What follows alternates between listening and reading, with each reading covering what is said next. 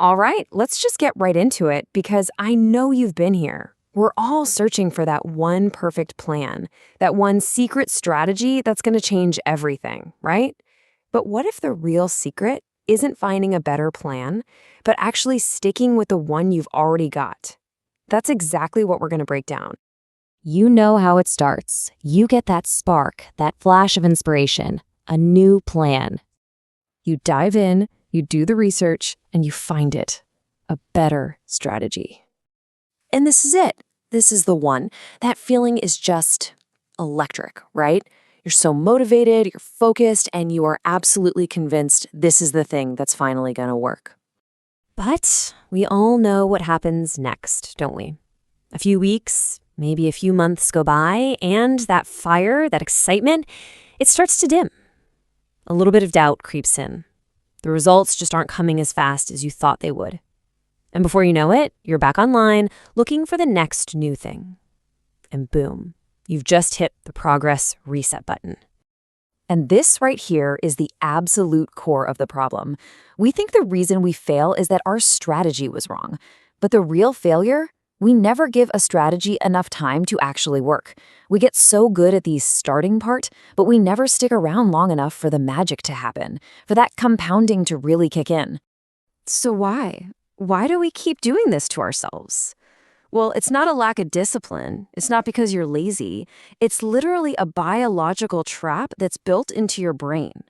So this thing has a name. It's called novelty bias. Our brains are hardwired to love new stuff. From way back in the day, new could mean finding a better source of food or a safer place to live. So when you find a new plan, your brain gives you a little hit of dopamine. It feels amazing. Your brain is literally rewarding you for seeking, not for sticking. And this is where our brains totally trick us. On one hand, you've got novelty.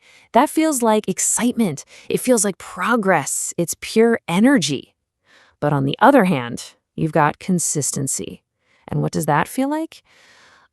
Usually it feels like boredom, like you're stuck in a rut.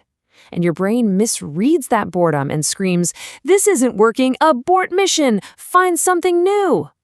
This chart just shows it perfectly. It's what I call the emotional gap. Just think about it. You start a new gym routine. Day one, your excitement is through the roof, a 10 out of 10. But your actual visible progress after a week, it's basically zero. It's the same with investing or building a business. There's this huge gap between how excited you feel and the slow, almost invisible progress that's happening. And that gap, that is the danger zone. That's where almost everyone quits. Okay, but here's the big reveal, the thing that changes everything. What if that boredom, that feeling that tells you to quit, what if it's not a stop sign? What if it's the exact opposite? This is the whole secret, right here. That feeling of boredom is actually a milestone. It's a signal that you've moved past the easy, dopamine-fueled excitement and you've arrived at the part where the real work, the compounding work, begins. You are right on the cusp of a breakthrough. So think about that. Every time you jump ship to a new, better strategy, you think you're dodging a bullet. But you're not. You're not avoiding failure. You're literally just interrupting your own progress. You're sending yourself back to the starting line over and over again. Okay, so if we know our brains are designed to sabotage us like this, how do we actually fight back? How do we break this cycle for good? Don't worry, there's a plan. Step 1, expect the boredom. Plan for it. When it shows up, just say, hello, old friend. This means I'm on the right track. Step 2, track your time and your data, not your feelings. Emotions will lie to you, numbers won't. Third, set a minimum commitment. Just decide I'm doing this for 6 months, no matter how I feel.